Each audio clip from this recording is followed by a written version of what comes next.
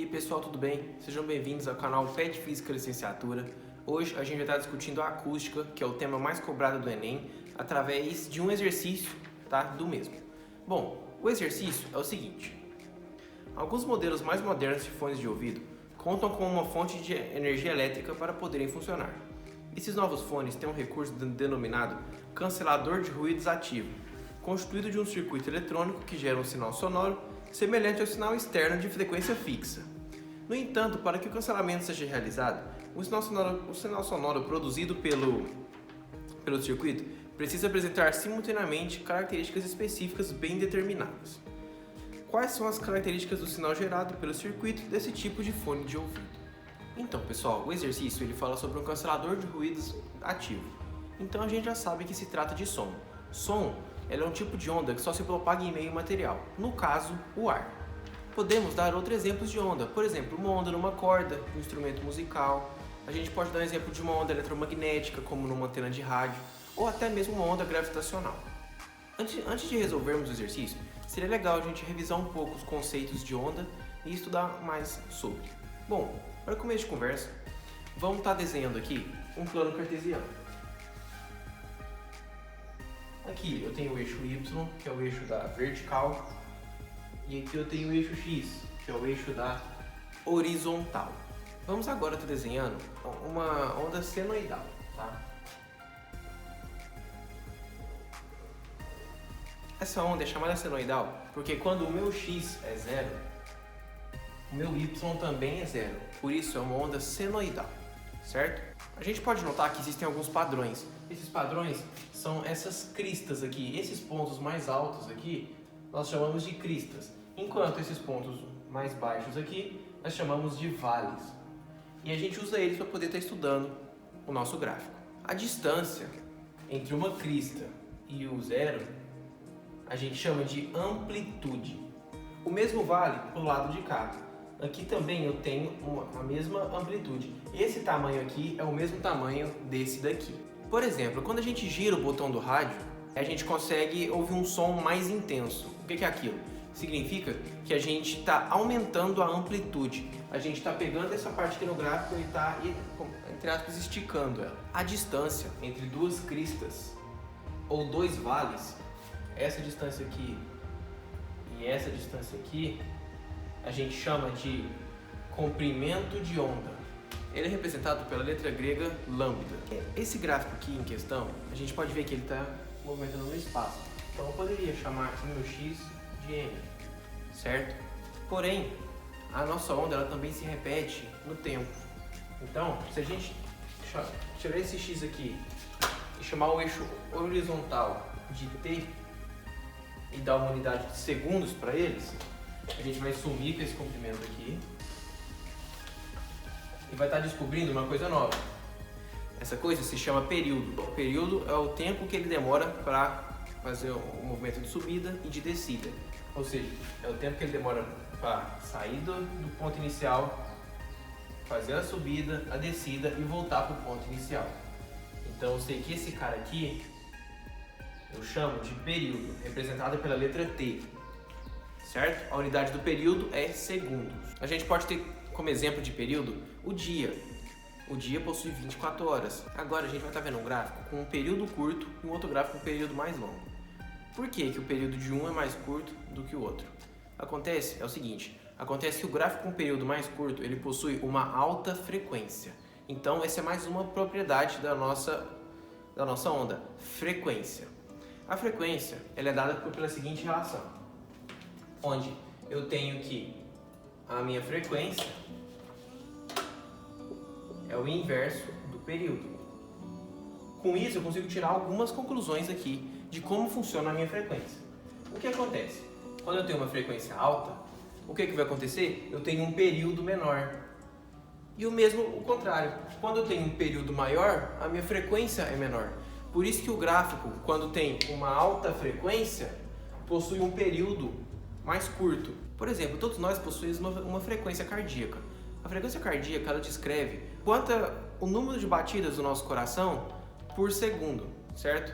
Isso é uma aplicação de frequência no mundo real. A frequência diz a quantidade de vezes que alguma coisa acontece em um período de tempo. A unidade dada para a frequência é Hertz, que é 1 sobre segundo, ou segundo elevado a menos 1. Outra propriedade que a onda possui é a velocidade de propagação da onda, que é o quê?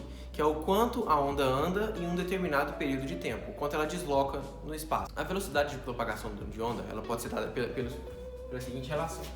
A gente sabe que a velocidade é o deslocamento pelo tempo, ou seja, o quanto a minha onda andou no período de tempo. Se a gente admitir que o nosso ΔS vai ser o nosso comprimento de onda e o nosso ΔT vai ser o nosso período, a gente consegue desvendar que a velocidade ela pode ser dada por lambda sobre período. Período é o quê? Se eu pegar o período e isolar, eu tenho que período é igual a 1 sobre frequência, certo? Por isso, eu posso pegar aqui e colocar dividido por 1 sobre frequência. Como que eu posso arrumar isso? Velocidade, então, vai ser, eu conservo a primeira e multiplico pelo inverso da segunda. O inverso de 1 sobre f é f sobre 1, ou o próprio f.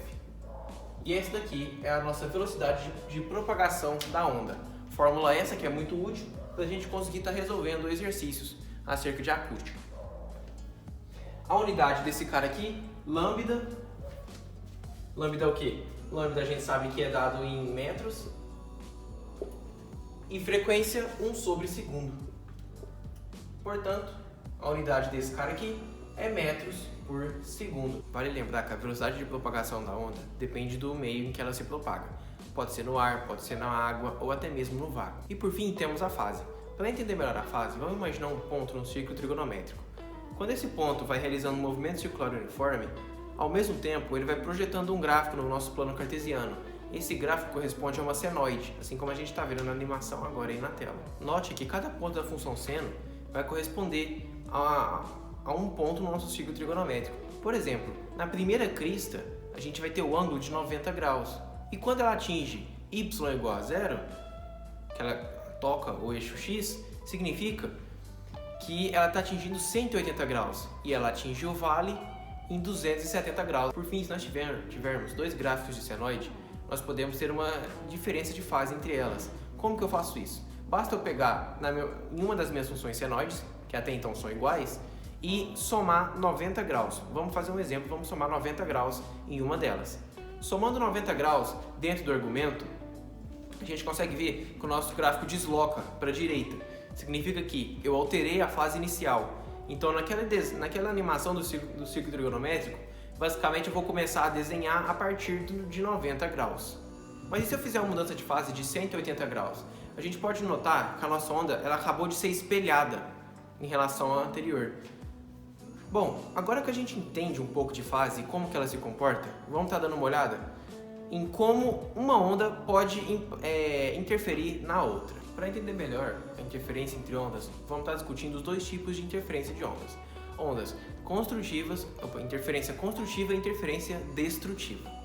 A interferência construtiva acontece quando eu tenho duas ondas que possuem fases, nesse caso que a gente está vendo, fases semelhantes, amplitude semelhante e frequência semelhante. O que está acontecendo aí? Vocês podem perceber que eu tenho a função A e a função B e elas são idênticas. E o que acontece? Quando ocorre uma interferência entre duas ondas idênticas, forma um sinal de intensidade maior, que é o que a gente está vendo aí. A gente tem um gráfico com amplitude bem maior do que a anterior. Isso é o que eu chamo de interferência construtiva. Já na interferência destrutiva, eu preciso ter o seguinte: mesma amplitude, que a gente está olhando aqui entre as duas funções, elas possuem a mesma amplitude, a mesma frequência, podemos ver que elas também têm a mesma frequência, porém uma é o espelho da outra. Então a fase está defasada pelo menos 180 graus. Nesse caso, como a fase está defasada 180 graus, significa que ela vai ser o contrário da outra. Portanto, as duas ondas elas vão acabar se aniquilando. Por isso, eu não vou estar escutando nada e assim o meu cancelador de ruídos ativo vai estar funcionando. Bom, agora que a gente sabe como funciona a nossa onda e como funciona a interferência de onda, vamos resolver o nosso exercício.